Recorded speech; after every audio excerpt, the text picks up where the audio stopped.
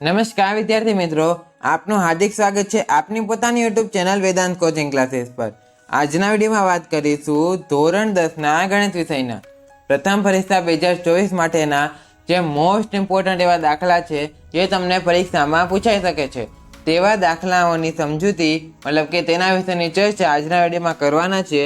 જો વિડીયો પસંદ આવે તો લાઈક જરૂરથી કરજો, તમારા મિત્રો સુધી પણ આ વિડીયોને શેર કરો જેથી તેઓ પણ આ વિડીયોનો લાભ લઈ શકે। આ ઉપરાંત હજુ સુધી આપણી સોશિયલ મીડિયા સાઇટ્સને ફોલો ન કરી હોય, ડિસ્ક્રિપ્શન બોક્સમાં લિંક આપી દીધેલ છે, ત્યાંથી તમે આપણી સોશિયલ મીડિયા સાઇટ્સને પણ ફોલો કરી શકો છો। વધુ સમય ન લેતા ચાલો વિડીયોની શરૂઆત કરીએ।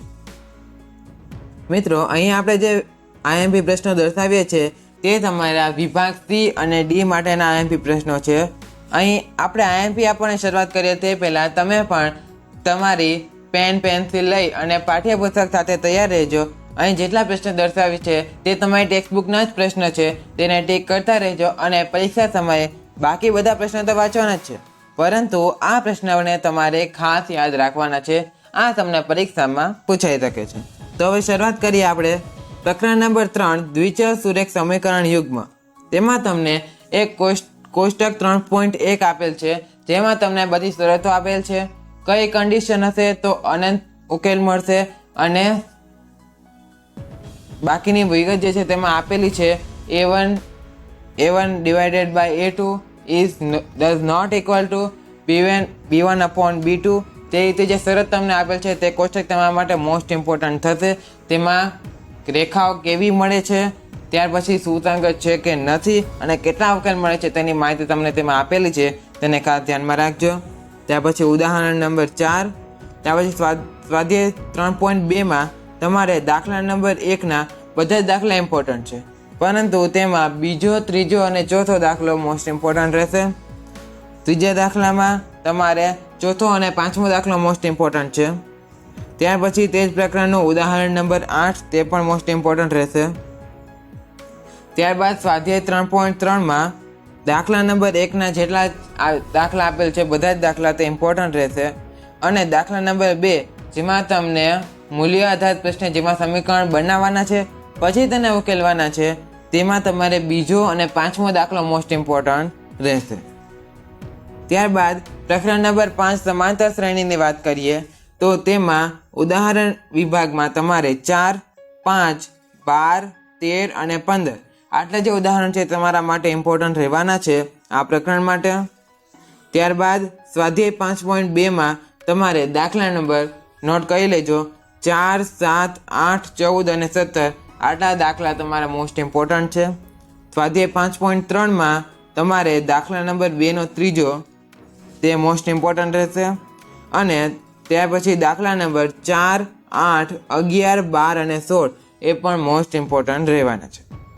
ત્યારબાદ પ્રકરણ નંબર 6 ત્રિકોણની વાત કરીએ તો તેમાં તમારે પ્રમેય નંબર મોસ્ટ ઇમ્પોર્ટન્ટ ઘણી વખત પરીક્ષામાં પૂછાય છે પ્રમેય નંબર 6.1 જેને સમપ્રમાણતાનો પ્રમેય પણ કહે છે, સેલ્સનો પ્રમેય પણ તેને કહેવામાં આવે છે। પ્રમેયને ખાસ ધ્યાનમાં રાખવો, મોસ્ટ ઇમ્પોર્ટન્ટ રહેશે। ત્યારબાદ ઉદાહરણ નંબર 3 અને 7 એ પણ મોસ્ટ ઇમ્પોર્ટન્ટ રહેશે। ત્યારબાદ સ્વાધ્યાય 6.2માં આવી જજો, તેમાં દાખલા નંબર 4 અને 6 ઇમ્પોર્ટન્ટ રહેશે અને સ્વાધ્યાય 6.3નો દાખલો નંબર 7 તે તમારે મોસ્ટ ઇમ્પોર્ટન્ટ રહેશે। ત્યારબાદ પ્રકરણ નંબર 7ની વાત કરીએ યામ ભૂમિતિ, તેમાં ઉદાહરણ નંબર 4 અને 7, ત્યાર પછી સ્વાધ્યાય 7.1માં 10મો દાખલો અને 7.2માં બીજો, ચોથો અને 8મો દાખલો મોસ્ટ ઇમ્પોર્ટન્ટ રહેશે। ત્યારબાદ પ્રકરણ નંબર 13 આંકડાશાસ્ત્રની વાત કરીએ તેમાં ઉદાહરણ નંબર 7 અને 8 મોસ્ટ ઇમ્પોર્ટન્ટ રહેશે। સ્વાધ્યાય 13.1માં 3, 4, 5, 7 અને 9 મોસ્ટ ઇમ્પોર્ટન્ટ રહેશે। તમારે 13મા ચેપ્ટર આંકડાશાસ્ત્રમાં તમારે ખાસ કરીને ત્રણેય રીત છે, ત્રણેય રીતના તમારે જે છે સૂત્ર યાદ રાખી લેવા, મધ્યકની ત્રણેય રીતના સૂત્ર યાદ રાખવા, કારણ કે જો તમને દાખલો પૂછાય તેમાં લખશે કે ધારેલા મધ્યકની રીતથી દાખલો ગણો, અને જો તમે બીજી કોઈ પણ રીત વિચલનની રીત પણ યાદ રાખી હશે તો પણ તમે વિચલનની રીતથી દાખલો કરશો તો તમારો દાખલો ખોટો પડશે। માટે મધ્યકની ત્રણેય રીત ધ્યાનમાં રાખવી અને તે સિવાયની મધ્યસ્થ અને બહુલકની રીત ધ્યાનમાં રાખવી। જો બધાના સૂત્ર અને રીત યાદ રાખશો ત્રણેયનું ટેબલ કેવી રીતે બને છે તે ધ્યાનમાં રાખશો તો તમને બધા જ દાખલા તમે આરામથી સોલ્વ કરી શકશો. તે પછી સ્વાધ્યાય 13.2માં મોસ્ટ ઇમ્પોર્ટન્ટ એવા દાખલા નંબર 1 અને 2 અને 13.3માં દાખલા નંબર 2, 4, 7 અને 8 મોસ્ટ ઇમ્પોર્ટન્ટ છે. ત્યારબાદ લાસ્ટ ચેપ્ટર તમારો પ્રકરણ નંબર 14 સંભાવના, તેમાં ઉદાહરણ નંબર 8 અને 13.